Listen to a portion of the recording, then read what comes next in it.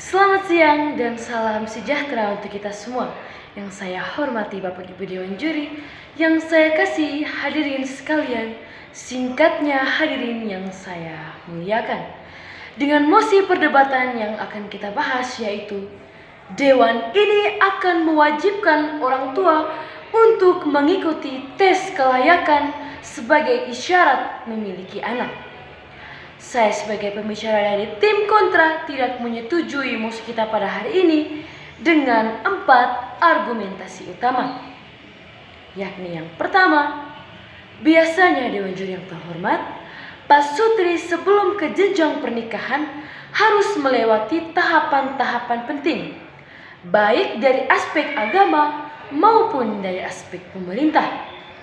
Karena berbicara pernikahan, tentunya kita berbicara mengenai tanggung jawab kedua orang tua yang begitu besar untuk mendidik dan membesarkan anak mereka. Dan tahapan-tahapan ini adalah bagian dari uji kelayakan sebelum menikah. Sehingga pasutri yang sudah menikah adalah pasutri yang sudah siap dari segi mental, ekonomi, dan tanggung jawab. Oleh karena itu bagi saya Dewan Juri yang terhormat, uji kelayakan tidak penting untuk dilakukan karena setiap orang tua punya caranya masing-masing untuk mempersiapkan segala kebutuhan anak-anaknya tanpa harus melalui tes kelayakan. Karena sebagai makhluk yang berakhlak budi, tentunya setiap orang pasti akan memenuhi kebutuhan anak-anaknya untuk bisa menjalani kehidupan yang lebih baik di kemudian hari. Yang kedua, tahapan-tahapan untuk menjadi orang tua yang diajarkan oleh setiap agama kita adalah fondasi utama yang harus dibangun pada karakter anak adalah kebiasaan bersyukur kepada Tuhan serta menghargai pengorbanan yang dilakukan kedua orang tuanya. Dalam arti Dewan Juri yang terhormat, setiap orang yang akan menjadi kedua orang tua tentunya memiliki agamanya masing-masing. Dan setiap agama mengajarkan kepada mereka untuk menjadi orang tua yang bertanggung jawab menanamkan iman yang lebih mendasar kepada anak-anak mereka itu sendiri. Serta menghargai pengorbanan yang dilakukan kedua orang tuanya dalam mendidik dan merawat anaknya sejak kecil. Karena bagi saya Dewan Juri yang terhormat, setiap orang tua layak untuk memiliki anak, membesarkan anak, memenuhi kebutuhannya, kebutuhan akan hidup, pendidikan, dan kebutuhan finansial. Karena anak merupakan anugerah terindah yang diberikan oleh Tuhan agar orang tua memiliki tanggung jawab penuh terhadap anak-anak mereka. Lalu yang ketiga, adanya tes kehamilan ini. Adanya tes kelayakan sebagai isyarat untuk memiliki anak justru mengakibatkan terjadinya banyak kasus di luar nikah. Mengapa saya mengatakan demikian Dewan Juri yang terhormat? Karena banyak orang merasa bahwa setiap kali mereka ingin menjadi orang tua harus mengikuti tes kelayakan. Karena tanpa tes kelayakan mereka tidak bisa menjadi orang tua. Sehingga hal ini akan membuka peluang untuk terjadinya kasus hamil di luar nikah.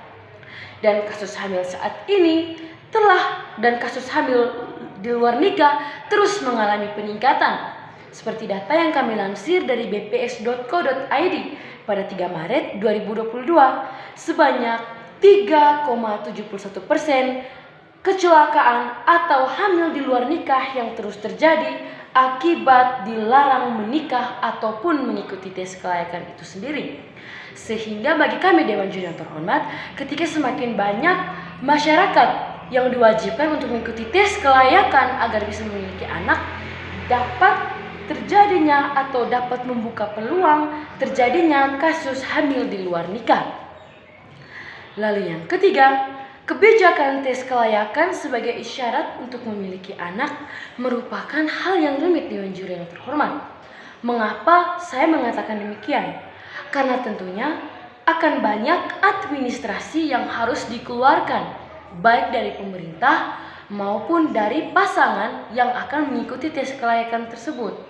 Sedangkan saat ini Dewan Juri yang terhormat, sosialisasi yang diberikan oleh pemerintah belum dapat mencapai seluruh lapisan ataupun golongan masyarakat. Karena ketika dari tim afirmasi mengatakan bahwa saat ini pemerintah harus mewajibkan setiap orang tua untuk mengikuti tes kelayakan sebagai syarat untuk memiliki anak, tentunya harus dilakukan sosialisasi berupa penguatan mental, pemberian sosial mengenai segi finansial dari setiap orang tua itu sendiri. Namun tentunya akan diperlukan begitu banyak dana yang besar untuk bisa mengadakan sosialisasi bagi masyarakat. Dan lagi-lagi saya tegaskan Dewan Juri yang terhormat, sosialisasi yang diberikan oleh pemerintah belum menyentuh kepada seluruh lapisan masyarakat. Sehingga ketika sosialisasi yang diberikan belum menyentuh seluruh masyarakat, maka bagi kami tes kelayakan sebagai isyarat untuk memiliki anak bukan menjadi hal yang urgen dibutuhkan oleh masyarakat, melainkan menjadi hal yang rumit yang harus dilakukan oleh masyarakat itu sendiri. Lalu yang keempat, saat ini BPS sendiri seperti data yang kami lansir dari bps.co.id pada 31 Desember 2022. Saat ini BPS mengungkapkan bahwa penduduk dengan status perkawinan menikah memiliki indeks kebahagiaan tertinggi dibandingkan penduduk dengan status perkawinan lainnya ataupun penduduk yang belum berstatus, menjadi 72,1%. Artinya Dewan Juri yang terhormat, dari data ini secara gamblang mau menjelaskan kepada kita bahwa tes kelayakan tidak perlu dilakukan. Karena ketika semakin banyak masyarakat yang memiliki indeks kebahagiaan tertinggi setelah menikah, tentunya mereka akan mempersiapkan atau membina diri serta mental mereka untuk menjadi orang tua bertanggung jawab yang dapat memenuhi kebutuhan anak-anak mereka. Karena tes kelayakan sendiri Dewan Juri yang terhormat dapat dilihat dari segi mental dan kesiapan ekonomi dari setiap orang tua itu sendiri. Dan sama halnya dengan ketika kebijakan tes kelayakan sebagai syarat memiliki anak tidak dilakukan, maka orang tua tentunya akan berpikir untuk memenuhi tanggung jawab mereka. Sehingga sekali lagi saya tegaskan bahwa saya tidak setuju bahwa Dewan ini akan mewajibkan orang tua untuk mengikuti tes kelayakan sebagai isyarat memiliki anak. Sekian dan terima kasih.